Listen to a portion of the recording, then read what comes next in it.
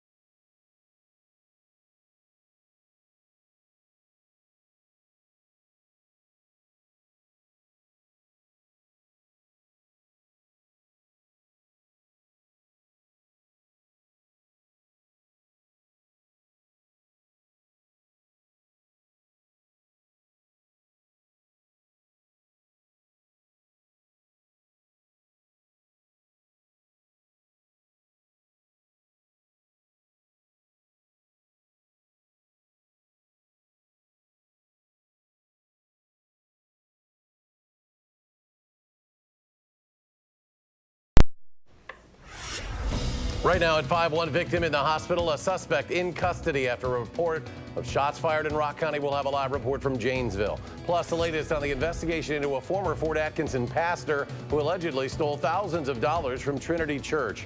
And the latest Marquette Law School poll is out. We'll tell you just how close these races are and what it means right before Election Day. This is News 3 at 5. And thanks for staying with News 3. One victim in the hospital, a suspect now in custody after an incident of shots fired in Rock County. Our Adam Duxter in Janesville with the latest on the investigation at this hour. Adam? Well, Eric, earlier today at around 2:40 p.m., police say they responded to a call of shots fired here at the Holiday Park Apartments in Janesville.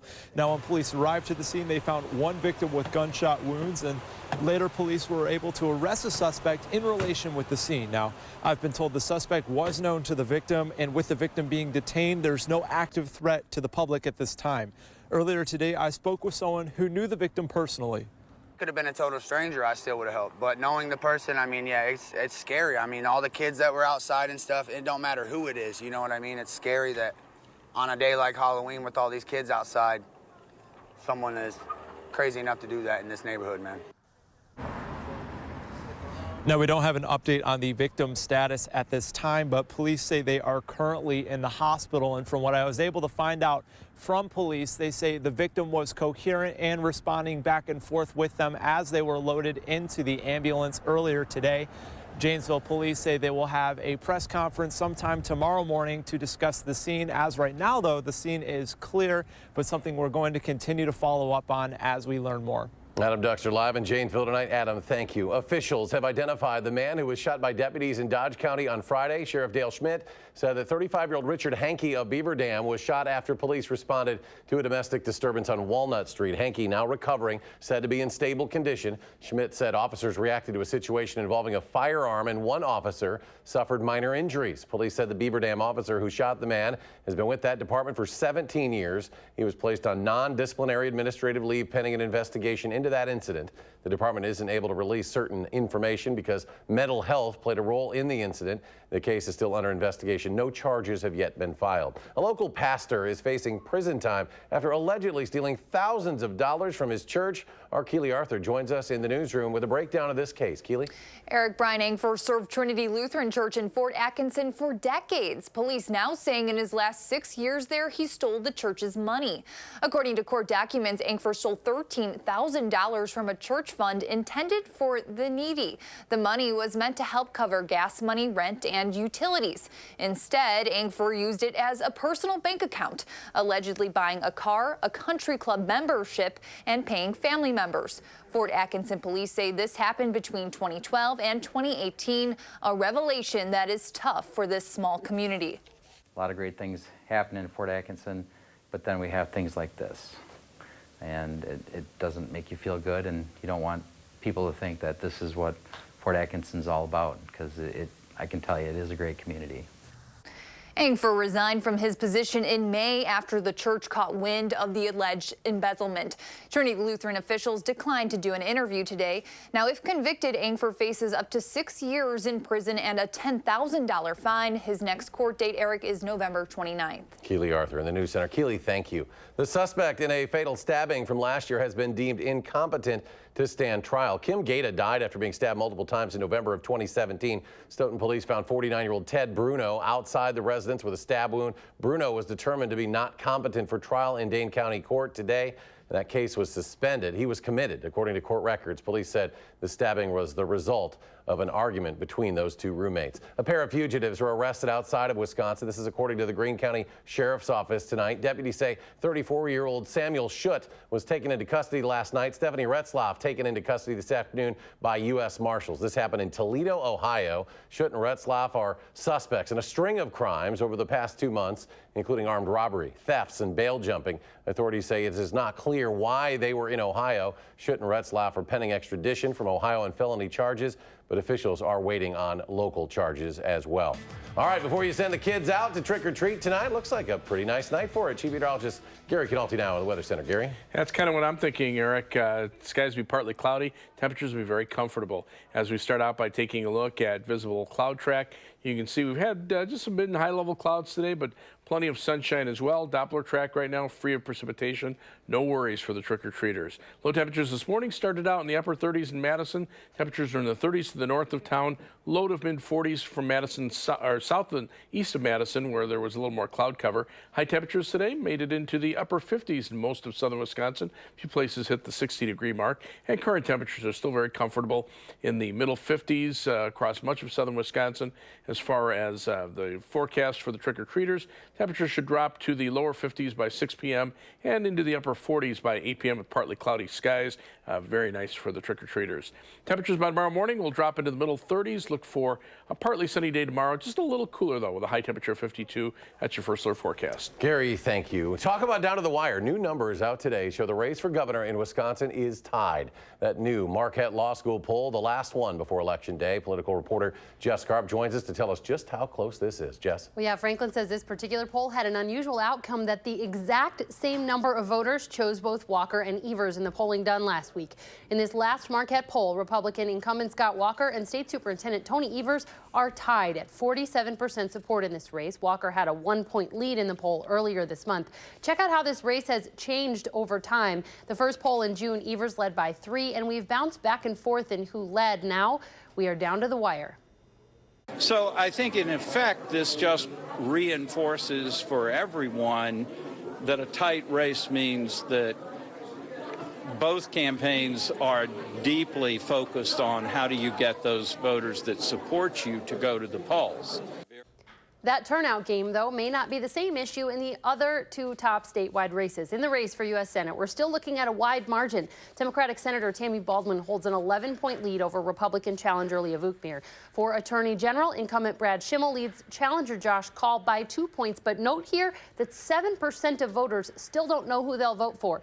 And we know some of this may come down to just how excited voters are to head to the polls next Tuesday. 74% of Republicans said they were very enthusiastic, compared to 81% of Democrats and 58% of independents. This is the last Marquette poll before Election Day, and it's unclear if we'll see any other polling. Already today, we're seeing a lot of voter contact via email, trying to use these polls as motivation to get people to vote on Tuesday. A 6-day race to the finish. Jess Karp in studio with us. Jess, thanks. Both Governor Walker and Tony Evers are doing what they can to reel in those extra votes today. This morning, Evers and running mate Mandela Barnes rode a school bus making stops at coffee houses in Platteville. Janesville and Dodgeville, using the school bus ride as an opportunity to talk about the number of potholes around the state.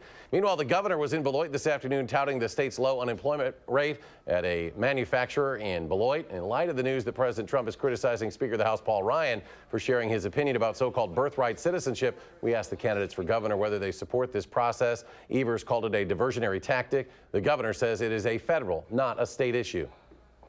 It is bizarre that we're talking about having the president overturn something that's in our Constitution. So it's just another way for Donald Trump and Scott Walker to to divert attention from the things that people care about.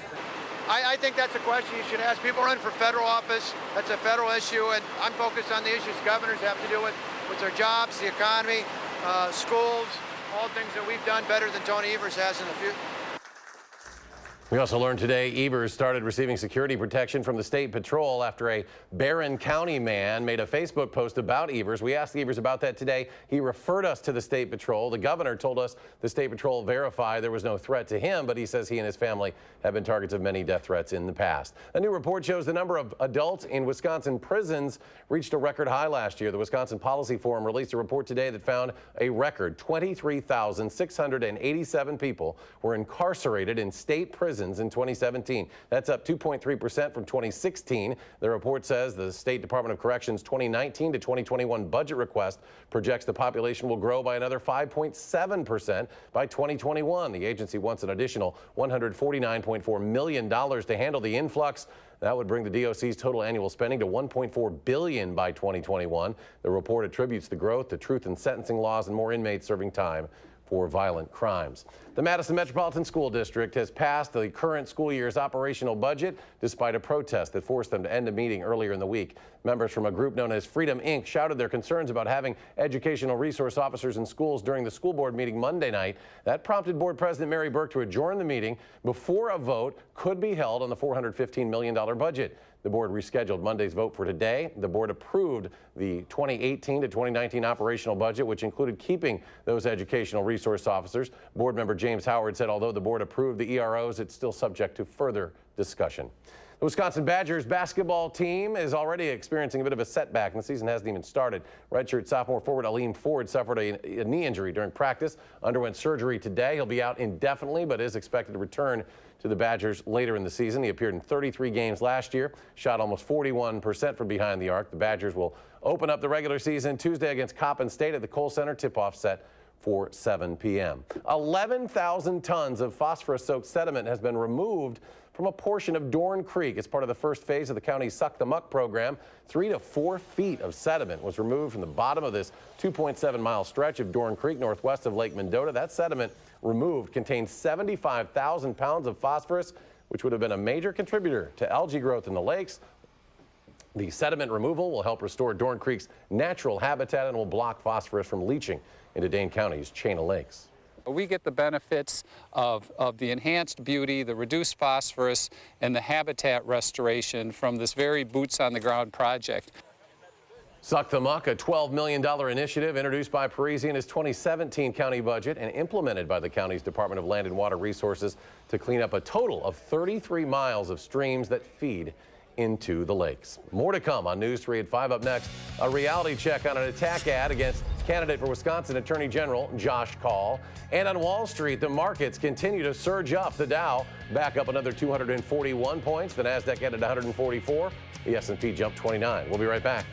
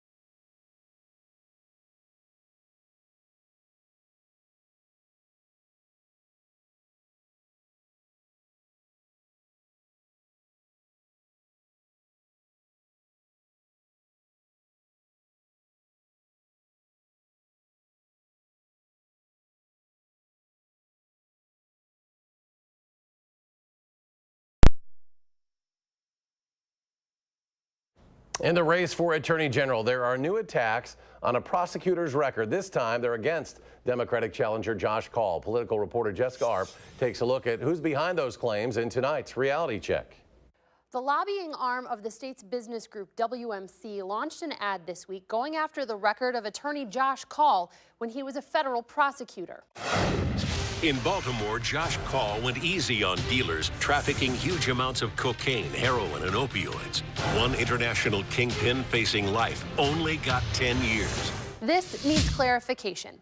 First, you should know that prosecutors don't sentence offenders. Prosecutors can make recommendations and dismiss charges, possibly reducing penalties, but ultimately the court decides on the sentence. And you should know some background about these. In this case from 2010, Kaul prosecuted James Bridgeforth, who was accused of smuggling heroin to Maryland from India and the Philippines. Bridgeforth was charged with conspiracy to possess and distribute heroin and cocaine. He pled guilty to the heroin part of that charge, a crime for which he faced a max of life in prison, or a minimum of 10 years. As part of the agreement, Kaul recommended 10 years, and a judge agreed. And Kaul went soft on another drug kingpin who trafficked 45,000 doses of opioids. This also needs clarification. This case was about David Graham, a 63-year-old Maryland man who was accused of organizing a drug ring, paying people to get large prescriptions of opioids from doctors' offices, buying the pills and reselling them to users.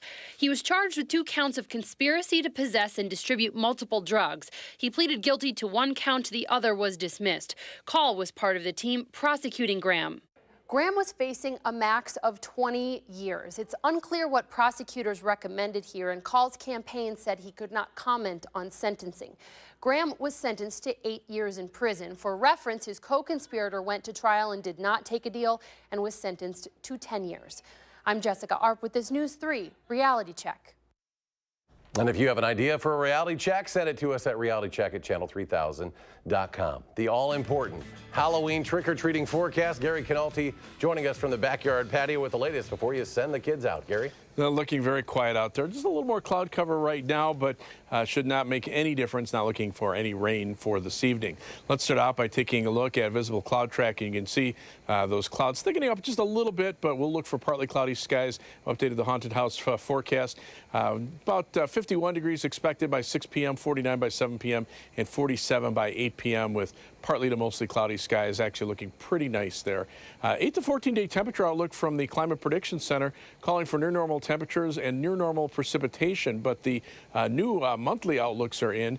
This is for the month of November, just updated today, calling for below normal temperatures from Wisconsin southward, and notice to the west, the above normal temperatures along the west coast and also along the east coast. Precipitation expected to be above normal through much of the eastern half of the country, with the highest probabilities right along the Ohio River into New England. And as we look at the outlook for November, December, and January, again, this just updated, still calling for above normal temperatures for much of the country except for the southeastern part of the country, and above normal precipitation to our south and to our southeast, very typical for an El Nino weather pattern.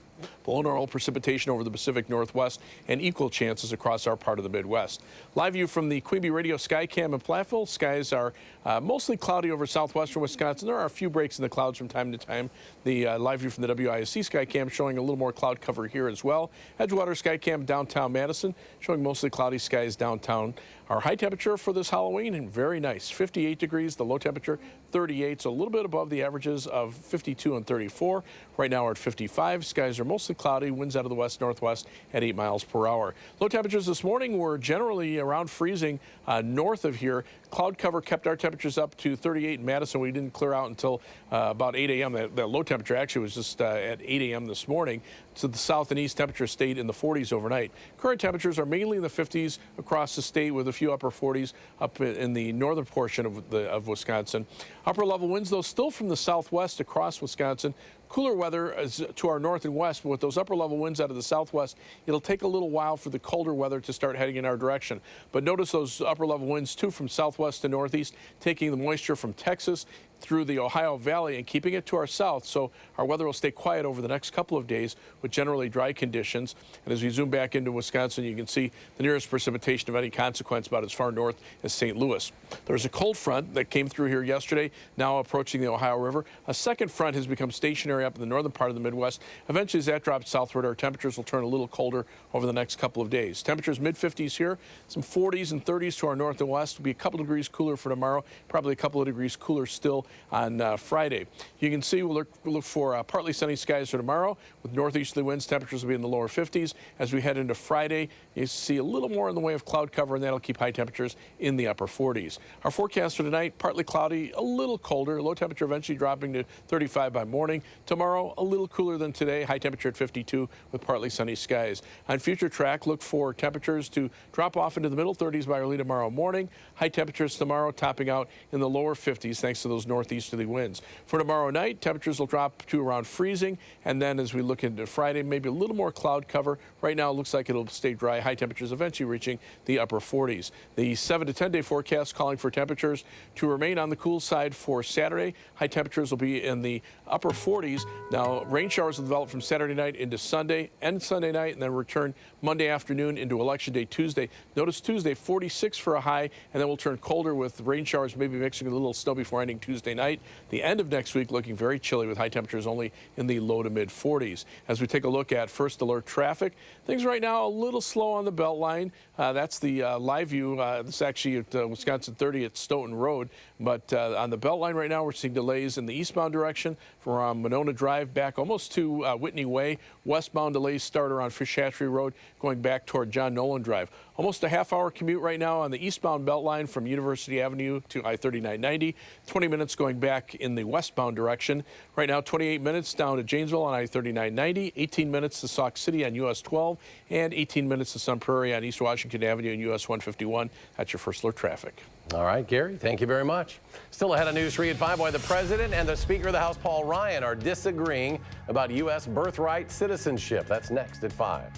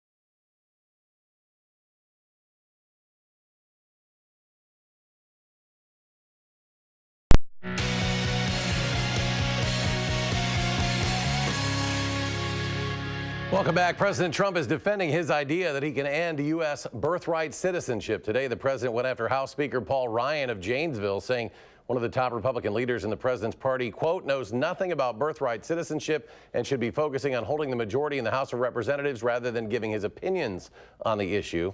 Yesterday, Speaker Ryan said that, quote, you cannot end birthright citizenship with an executive order. The president disagrees. I'd rather do it through Congress because that's permanent, but we can certainly do it through, I really believe we can do it through executive order. President Trump says the number of military troops deployed at the U.S.-Mexico border could go as high as 15,000. The suspect in the Pittsburgh synagogue massacre has been indicted by a federal grand jury. Robert Bowers has been charged with 44 counts, including hate crimes. Federal prosecutors have previously indicated they plan to seek the death penalty. Authorities say he opened fire in the Tree of Life synagogue Saturday, killing 11, wounding 6. Including 4 police officers. He is jailed without bail. A Turkish prosecutor says Saudi journalist Jamal Khashoggi was strangled as soon as he entered the Saudi consulate in Istanbul as part of a premeditated killing, and his body was dismembered and disposed of. A statement from chief Istanbul prosecutors say that discussions have yielded no concrete results despite good-willed efforts by Turkey to uncover the truth. The statement is the first public confirmation by a Turkish official. A former federal investigator says a mafia hitman is a suspect in the prison slaying of Boston crime boss James Whitey Bulger. The official said that Freddie Gies and at least one other inmate are believed to have been involved in the 89-year-old's killing Tuesday. It happened at a West Virginia prison. Gies was convicted in the 2003 killing of Western Massachusetts mobster Adolfo Bruno. Bulger was a longtime informant for the FBI who provided information about the mafia. We'll have one final check of your forecast when we return in just a moment.